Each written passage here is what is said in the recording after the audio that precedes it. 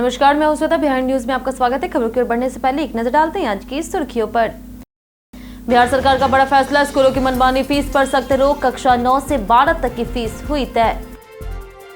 सरकारी कर्मचारियों और पेंशन भोगियों को मिलेगा आसान अग्रिम लोन। बैंक और वित्तीय संसाधनों के जरिए वेतन पेंशन के आधार पर सुविधा। पूरी प्रक्रिया होगी डिजिटल और पारदर्शी।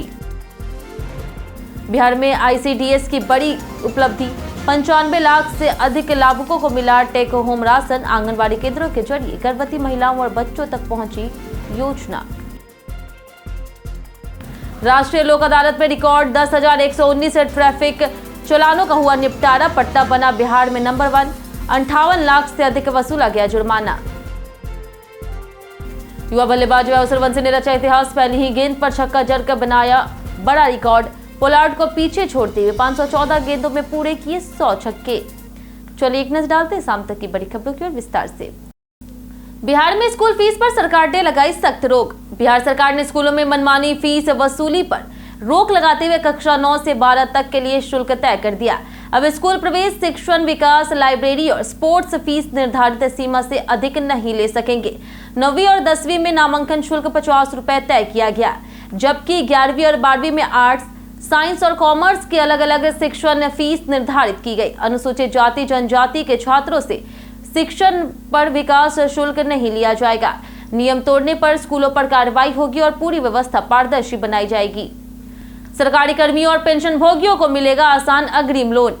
बिहार सरकार ने सरकारी कर्मचारियों और पेंशन भोगियों के लिए नई अग्रिम राशि सुविधा शुरू करने की तैयारी की है। इसके तहत बैंक और वित्तीय संस्थान वेतन या पेंशन के आधार पर अग्रिम राशि देंगे, जबकि सरकार केवल गारंटर होगी और उस पर कोई वित्तीय दायित्व नहीं होगा। योजना 2 श्रेणियों में होगी, अल्पावधि और दीर्घावधि।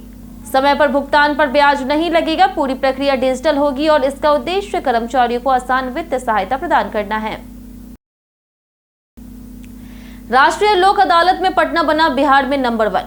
पटना में राष्ट्रीय लोक अदालत के विशेष आयोजन में रिकॉर्ड 10,119 ट्रैफिक चालानों का निपटारा किया गया, जिससे 58 लाख से अधिक जुर्माना वसूला गया। ज्ञान भवन में आयोजित इस मेगा कैंप में 25 बेंचों ने मामलों की सुनवाई की। पटना उच्च न्यायालय के मुख्य न्यायाधीश समेत कई वरिष्ठ अधिकारी मौजूद रहे।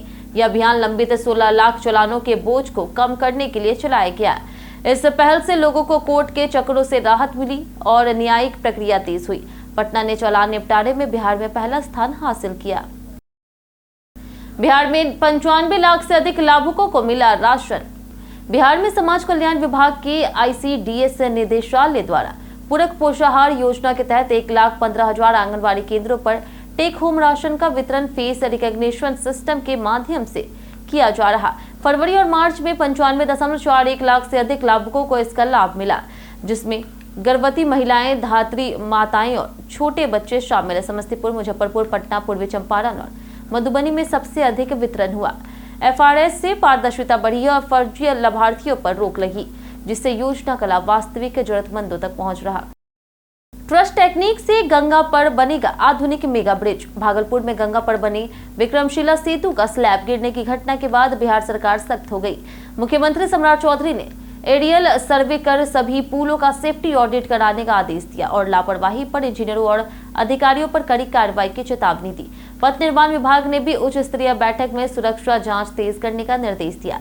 वहीं IIT विशेषज्ञों द्वारा विक्रमशिला सेतु का ऑडिट और मरम्मत शुरू हो चुका है। साथ ही समांतर नया ट्रस्ट ब्रिज बनाने की तैयारी की जा रही। रक्सौल एयरपोर्ट बनेगा बिहार का सबसे अनोखा हाईटेक प्रोजेक्ट। रक्सौल में भारत नेपाल सीमा के पास प्रस्तावित एयरपोर्ट परियोजना अब तेजी से आगे बढ़ रही। बिहार सरकार और AI ने निर्माण प्रक्रिया शुरू कर दी है और रनवे, टैक्सीवे और इंफ्रास्ट्रक्चर के बीच टेंडर जारी हो चुका। यह एयरपोर्ट तिलावी नदी के ऊपर रनवे के कारण अनोखा होगा और इसे देश के खास एयरपोर्ट्स में गिना जाएगा। रनवे 2360 मीटर लंबा होगा, जहां बड़े विमान भी उतर सकेंगे। 139 एकड़ जमीन में से अधिकांश अधिग्रहित हो चुकी है। 2028 तक उड़ान शुरू होने की उम्मीद है, जिससे उत्तर बिहार और नेपाल क्षेत्र को बड़ा फायदा मिलेगा। पटना जो 52 साल में पहली बार 2 दिन के लिए हुआ बंद। पटना में आई आंधी बारिश के कारण पटना जू को भारी नुकसान हुआ है। 30 से अधिक पेड़ गिरने और रास्ते बाधित होने के कारण जू को 52 साल के इतिहास में पहली बार लगातार 2 दिनों के लिए बंद करना पड़ा। जानवर सुरक्षित है, लेकिन परिसर में सफाई और मरम्मत का कार्य युद्ध स्तर पर जारी है।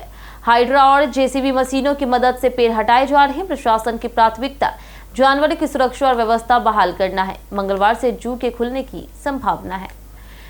ट्रिपल टेस्ट विवादों से फंसा बिहार पंचायत चुनाव। बिहार में प्रस्तावित पंचायत चुनाव पर संकट के बादल मंडरा रहे। मुखिया, सरपंच और त्रिस्तरीय पंचायत प्रतिनिधियों ने 1991 के पुराने आंकड़ों के आधार पर परिसीमन और आरक्षण को लेकर के आपत्ति जताई। उनका कहना है कि 2022-23 के जाति आधारित सर्वे के बावजूद पुरानी व्यवस्था लागू करना गलत है। साथ ही सुप्रीम कोर्ट के ट्रिपल टेस्ट नियम के पालन की मांग उठाएगी। यदि 15 मई को राज्य निर्वाचन आयोग में उनकी मांगे नहीं मानी गई तो मामला हाई कोर्ट तक जा सकता है और चुनाव टलने की संभावना बढ़ सकती है। बीपीएससी परीक्षा स्थगित, 11,600 अभ्यर्थियों को झटका।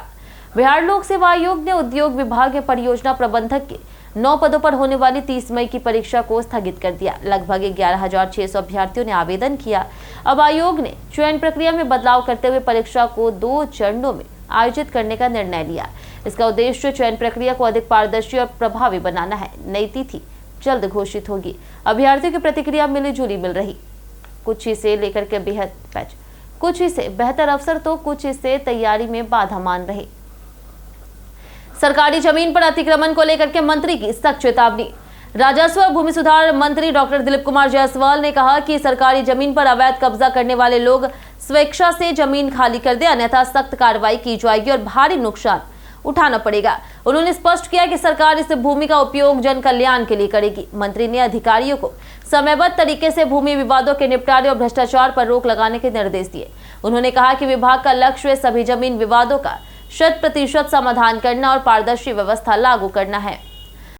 दानापुर कैंट में एसएपी भर्ती रैलियों का पूरा शेड्यूल जारी। बिहार पुलिस में विशेष सहायक पुलिस के 15,821 पदों पर भर्ती प्रक्रिया 1 जून से शुरू होगी, जिसमें पूर्व सैनिक और सेवानिवृत्त अर्धसैनिक बलों को मौका मिलेगा। दानापुर कैंट को नोडल केंद्र बनाया गया है और 1 से लेकर के 6 जून तक प्रमंडलवार भर्ती रैलियां होंगी। इस बार शारीरिक परीक्षा नहीं होगी, लेकिन मेडिकल जांच और तकनीकी योग्यता जरूरी होगी। चयनित कर्मियों को 25,000 से 35,000 रुपए तक वेतन मिलेगा। उन्हें राज्य के विभिन्न विभागों में तैनात किया जाएगा। यह भर्ती पूर्व सैनिकों के लिए बड़ा रोजगार अवसर मानी जा रही। उप मुख्यमंत्री पद को लेकर के अफवाहों पर सरकार का स्पष्टीकरण। बिहार में उप मुख्यमंत्री के पद को लेकर के सोशल मीडिया पर भ्रम फैला था, लेकिन सरकार ने स्पष्ट किया है कि यह पद समाप्त नहीं हुआ। मंत्रिमंडल विभाग की 7 मई की अधिसूचना में पदनाम का उल्लेख न होने से विवाद शुरू हुआ। विभागीय सचिव ने बताया कि उप मुख्यमंत्री का पद पहले ही अधिसूचना में स्पष्ट है और मान्य है। विजय कुमार चौधरी ने इसे मुद्रण की गलती बताई। सरकार ने साफ किया कि केवल पदनाम का उल्लेख अलग अलग अधिसूचनाओं में भिन्न हो सकता है, पर समाप्त नहीं हुआ। पटना मेट्रो का पहला इंटरचेंज स्टेशन लगभग तैयार। पटना मेट्रो परियोजना तेजी से आगे बढ़ रही और खेमनीचक मलाही पकड़ी के बीच बन रहा पहला इंटरचेंज स्टेशन लगभग तैयार हो गया। यह स्टेशन दोनों प्रमुख कॉरिडोर को जोड़ करके यात्रियों के लिए महत्वपूर्ण ट्रांजिट हब बनेगा। कॉरिडोर 1 जगनपुरा, मीठापुर और पटना जंक्शन तक जाएगा, जबकि कॉरिडोर 2 गांधी मैदान, पीएमसीएच और राजेंद्र नगर से जुड़ेगा। स्टेशन को आधुनिक सुविधाओं जैसे कि लिफ्ट, एक्सकलेटर और अलग प्लेटफॉर्म से लैस किया जा रहा। इसके शुरू होने से पटना में यातायात तेज, सुरक्षित और सुविधाजनक होगा तथा ट्रैफिक जाम की समस्या काफी कम हो जाएगी। तरबूज खाने के बाद एक ही परिवार के 8 लोग बीमार।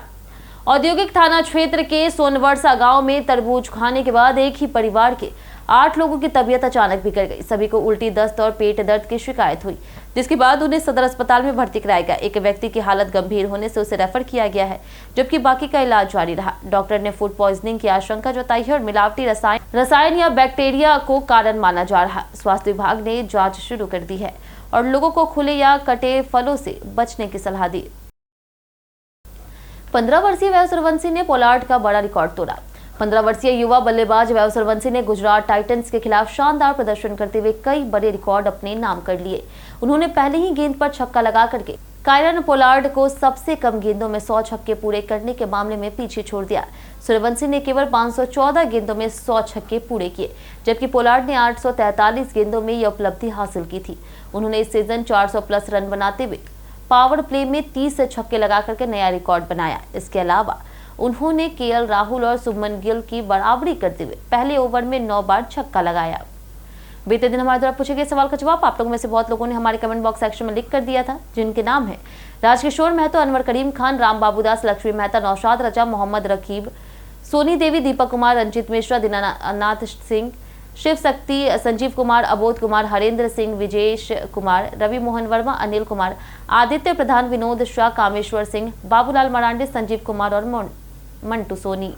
इसी के साथ बढ़ते आज के सवाल की। और आज का सवाल है, क्या आपको लगता है कि सरकारी योजनाओं का लाभ सही लोगों तक पहुंच रही? आप अपना जवाब हमें हमारे कमेंट सेक्शन में लिखकर जरूर बताएं। आज के लिए इतना ही। बिहार की तमाम खबरों के साथ बने रहने के लिए देखते रहे बिहारी न्यूज़। और साथ ही अगर आप यूट्यूब चैनल पर देखें, चैनल को सब्सक्राइब कर दें। और अगर आप फेसबुक पेज पर देख रहे हैं तो लाइक और फॉलो जरूर करें।